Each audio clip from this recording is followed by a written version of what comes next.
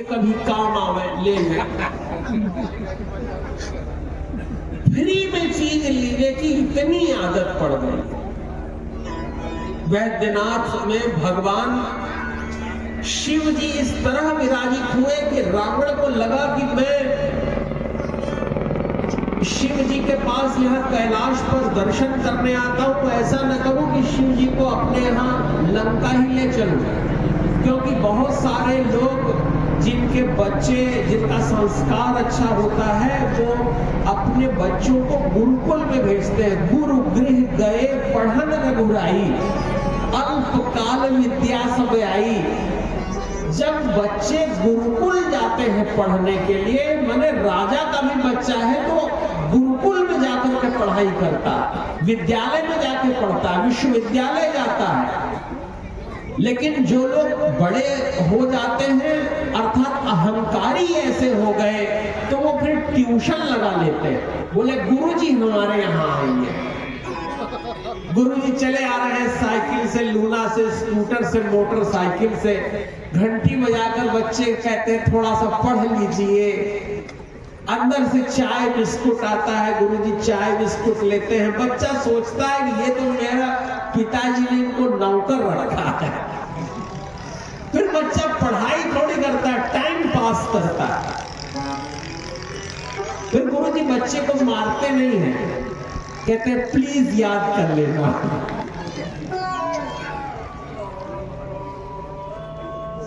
गुरुजी हमारे घर आते हैं या हम गुरुजी के यहां जाते हैं, इसी में सारा खेल है।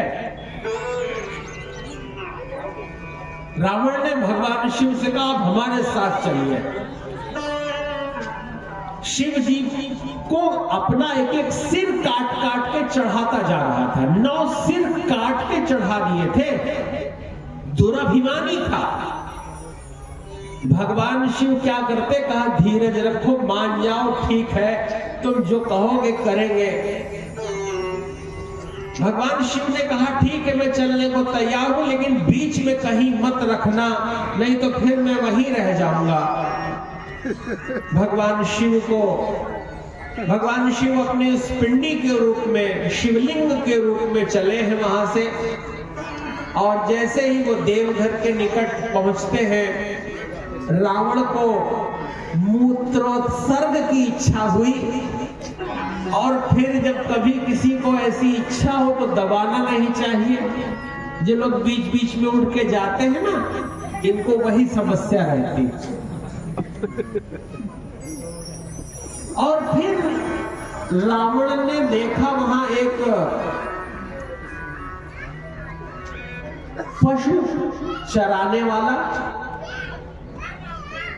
वहां खड़ा था। शिवलिंग थमा करके वो चला गया। उस रावण को कुछ विलंब लगा। शिव जी ने अपना भार बढ़ाया, उसने धरा पर आरोपित कर दिया। और जहां भगवान शिव फिर रख गए वो वैद्यनाथ हो गए। बोलिए वैद्यनाथ ज्योतिर्लिंग भगवान। धनु राशि के अधिपति देवता भगवान वैद्यनाथ हैं। किसी को कोई कष्ट हो, दुख, उसके जीवन से दुख दूर हो जाए। इसके बाद मकर राशि के अधिपति देवता नागेश्वर ज्योतिर्लिंग है। ये गुजरात में है, जिसे दारुका वन कहा गया, द्वारका के निकट। क्योंकि दारुक और दारुका ये नाम के 2 ऐसे दस्यु थे जो लोगों को लूट लिया करते थे। उनके पास तपस्या के प्रभाव से उड़ जाने की शक्ति विद्यमान थी। वो अपने भवन सहित उड़ जाते थे। और जहां वो उनका भवन रुकता था वहां के 1000 लोग समाप्त हो जाते थे, लोगों को खा लेते थे वो। तब ऋषियों ने शाप दे दिया कि तुम यहाँ बीच में नहीं आ सकते। समुद्र के किनारे उनको स्थान दे दिया कि तुम यहीं रहो, यहाँ कभी कोई आ जाए तो तुम खा पी लो, लेकिन तुम बीच में प्रचंड तांडव न करो। दारुक और दारुका वहां रहने लगे। दुर्योधन से एक दिन सुप्रिय नाम का भगवान का भक्त नाव लेकर वहां से जा रहा था। सुप्रिय की नाव को दारुक और दारुका ने पकड़ लिया, बहुत यातना देने लगा।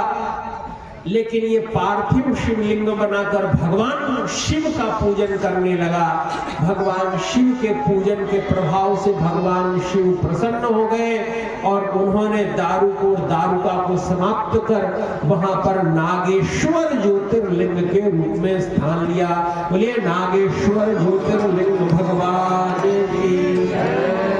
किसी के ऊपर भी कोई तंत्र मंत्र जादू टोना मारण मोहन उच्चाटन किया हुआ हो तो उसे नागेश्वर ज्योतिर्लिंग जाकर के दर्शन करना चाहिए।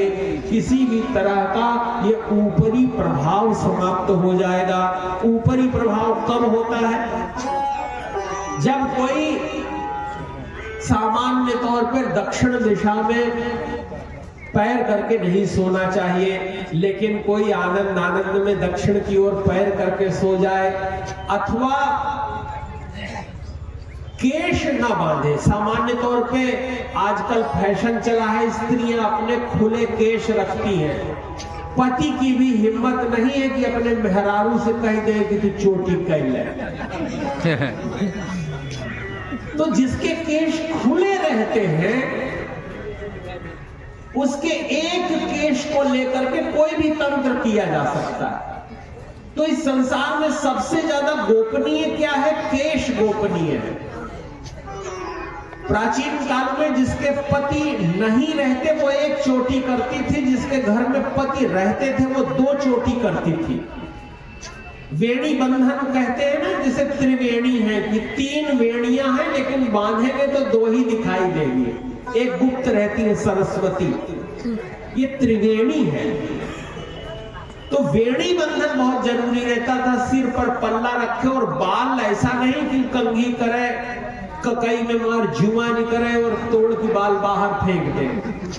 जो बाल टूटे ना टूटे भी तो उन्हें एकत्रित करके एक स्थान पे रखे, फिर आगे चलकर कहीं भूमि में गाड़ दे। अगर किसी का बाल कहीं कोई ला दे और तंत्र करने वाला उसी एक बाल से सारा तंत्र कर सकता है, जो चाहे वो कर सकता है।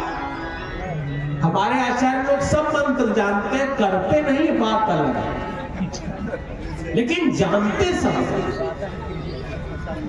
तो नागेश्वर ज्योतिर्लिंग में दर्शन करने से किसी भी तरह का तंत्र मंत्र का प्रभाव होता है, वो प्रतिकूल प्रभाव समाप्त हो जाता है।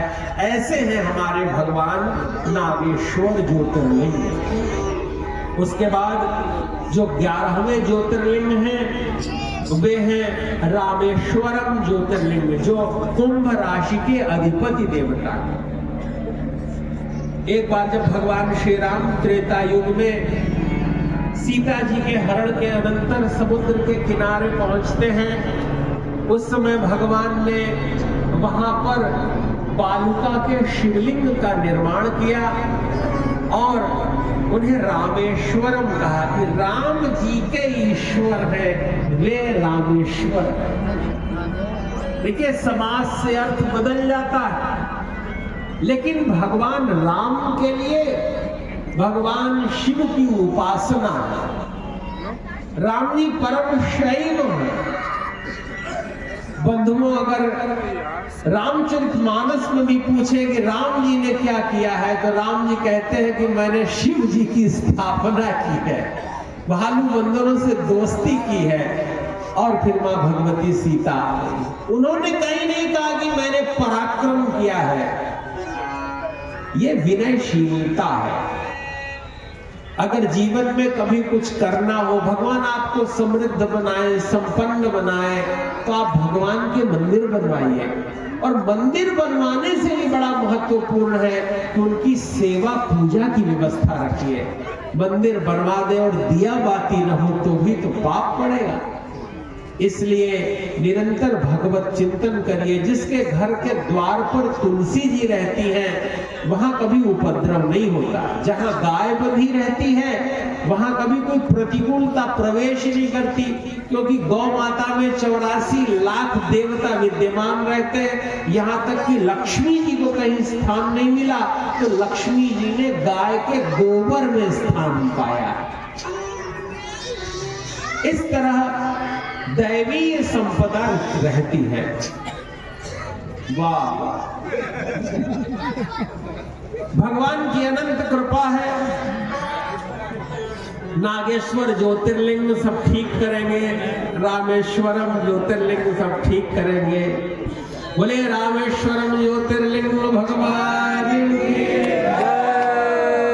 और अब आपको 12वें ज्योतिर्लिंग, जो 12 अंतिम ज्योतिर्लिंग, ये ज्योति के लिंग इसलिए कि जैसे दुनिया को 12 टाइम जोन्स में विभाजित किया गया है, 12 आदित्य है, प्रयागराज में 12 माधव है, उसी तरह ये 12 ज्योतिर्लिंग है जो ज्योति के लिंग माने ऐसे व्हाइट हाउस है जहां से व्यक्ति ऊर्जा लेता है।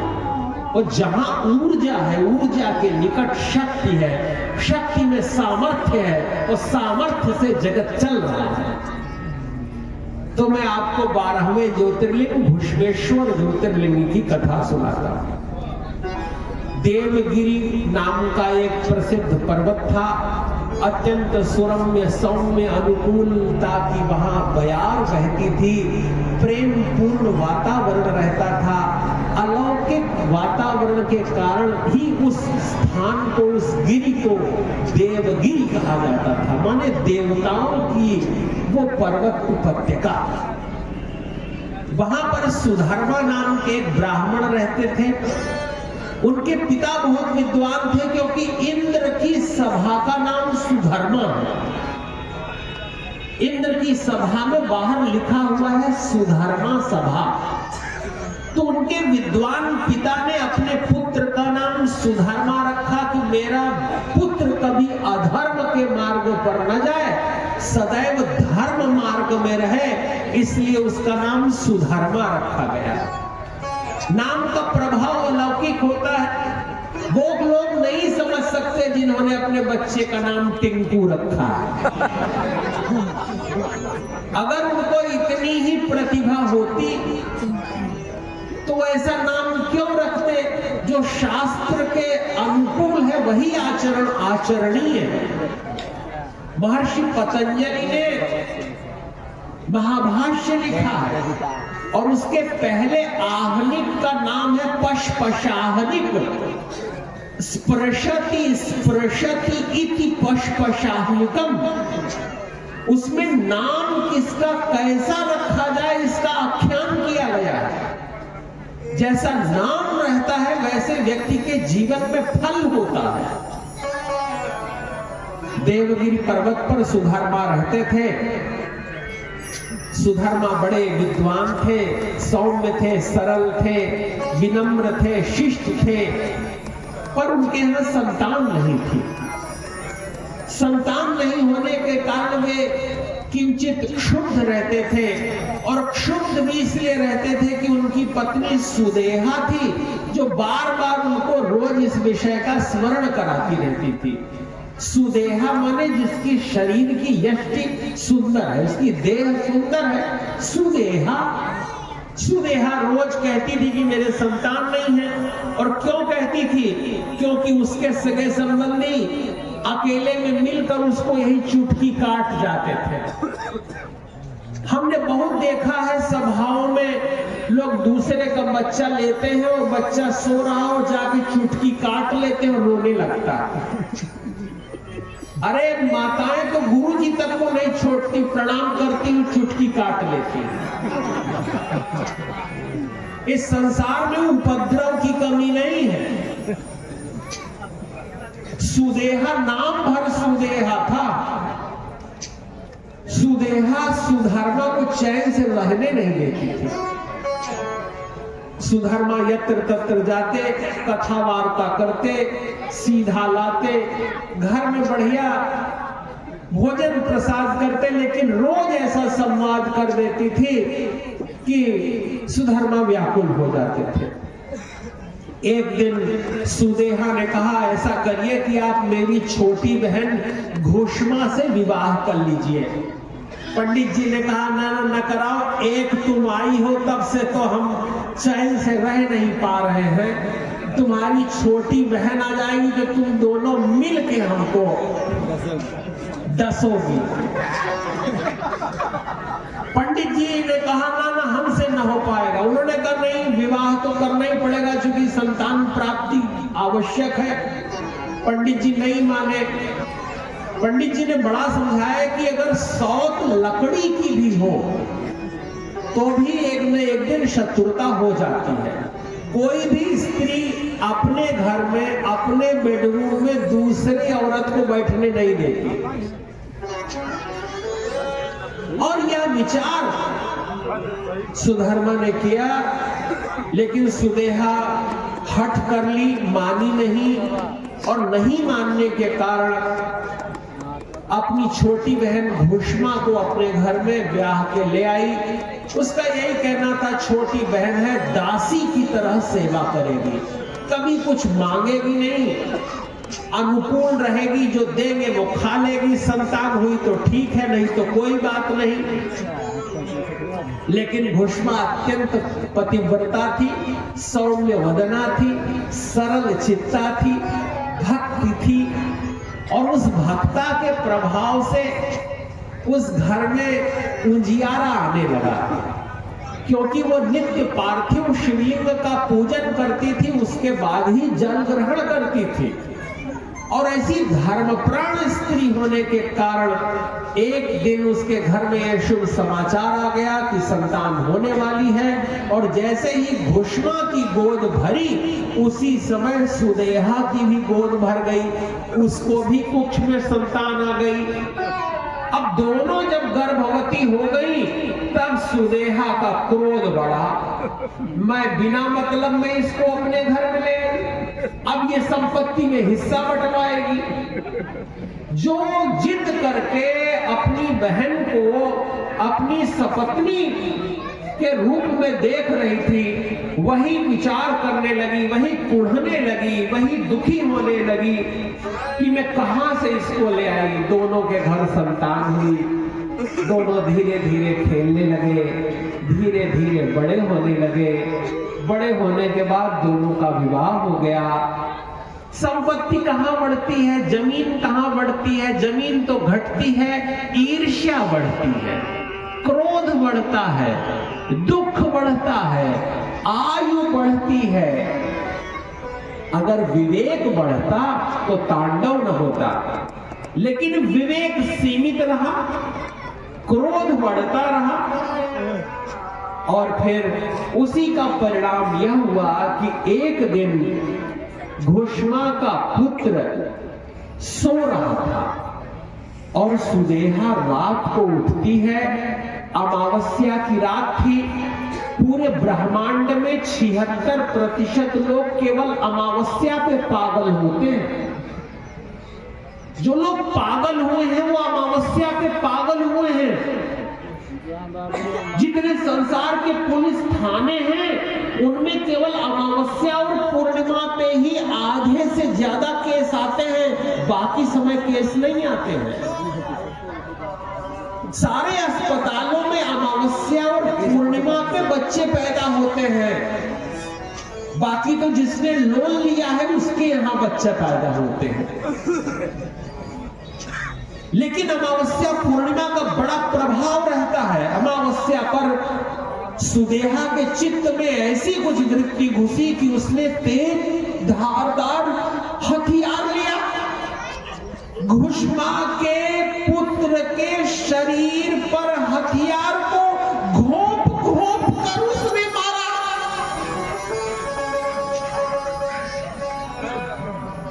रक्त रंजित हो गया सारा शरीर, प्राण पखेरु उड़ गए और उसने उसी चद्दर में उसके शरीर के चीथड़ों को बांध करके मकान के पीछे के तालाब में ले जाकर के बहा दिया, जहां भूष्मा रोज शिवलिंग विसर्जन करती है, वहां उसने उसके पुत्र को मारकर बहा दिया। अगले दिन सुबह झूठ मूठ कर रोने लगी। ऐसी देवियां नौटंकीबाज बहुत होती हैं। ऐसा रुदन करने लगी कि हाय राम ये क्या हो गया। लेकिन घुष्मा विचलित नहीं हुई। घुष्मा ने उस दिन भी पार्थिव शिवलिंग बनाया, पार्थिव शिवलिंग बनाकर अभिषेक किया। अभिषेक करके बिल्व पत्र चढ़ाया। बिल्व पत्र सहित जब भगवान शिव को ले जाकर पीछे सरोवर में विसर्जित करने लगी तो उसकी आंख से आंसू टपका, और आंसू जैसे ही उस सरोवर में टपका उसके मुंह से ओम नमः शिवाय निकला, और ओम नमः शिवाय निकलते ही बीच में से ज्वाला मानो फूट पड़ी हो। भगवान शिव शंकर त्रिशूल लेकर डमरू बजाते प्रकट हो गए। हर हर महादेव शंभु। भगवान शिव शंकर के हाथों में घुष्मा का वही पुत्र था। घुष्मा के पुत्र को लेकर भगवान शिव आए हैं। भगवान शिव ने उस पुत्र का हाथ घुष्मा के हाथ में दिया और कहा, घुष्मा अब मैं इस त्रिशूल से तुम्हारी उस बहन का शीश धड़ से अलग करने जा रहा हूं जिसने तुम्हारे इस पुत्र को मारा है। घुष्मा ने कहा, नहीं भगवान, ऐसा न करिएगा, मेरी बहन को न मारिएगा। नहीं, जैसे मुझे पुत्र वियोग का दुख हो रहा था वैसे मेरी बहन के भी वियोग का मुझे दुख होगा। अगर आपको मारना ही है तो मेरी बहन के उस विचार को मारिए जिसके कारण उसने मेरे पुत्र को मारा। इस संसार में अगर कुछ हिंसक है तो वो विचार हिंसक है, व्यक्ति हिंसक नहीं है। व्यक्ति के विचार हिंसक हैं जो उसे प्रतिकूल कर्म कराते हैं। भगवान शिव शंकर गदगद हो गए।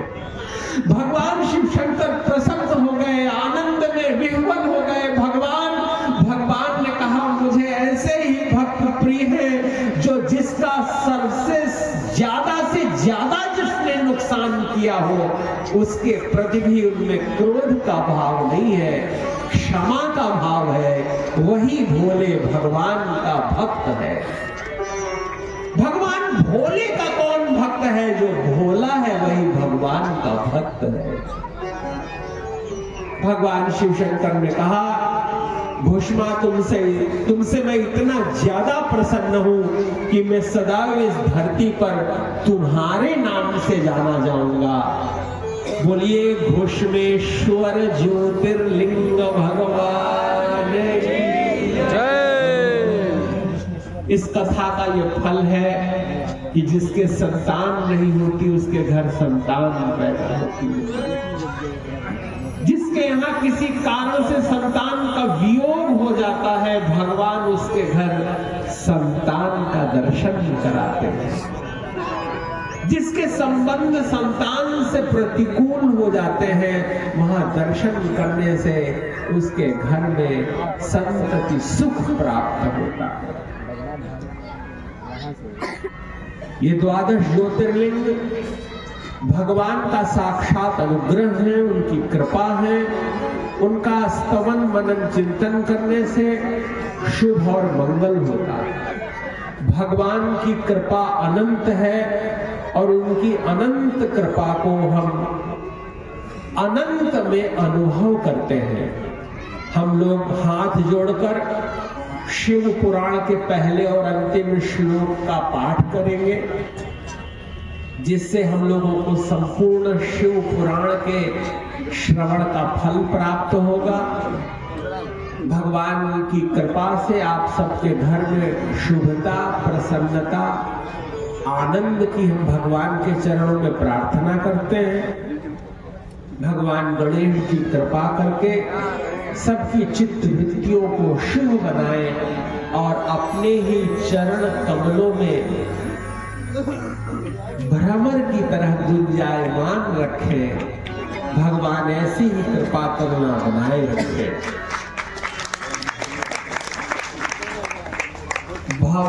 भवाब्धिमग्नं दीनं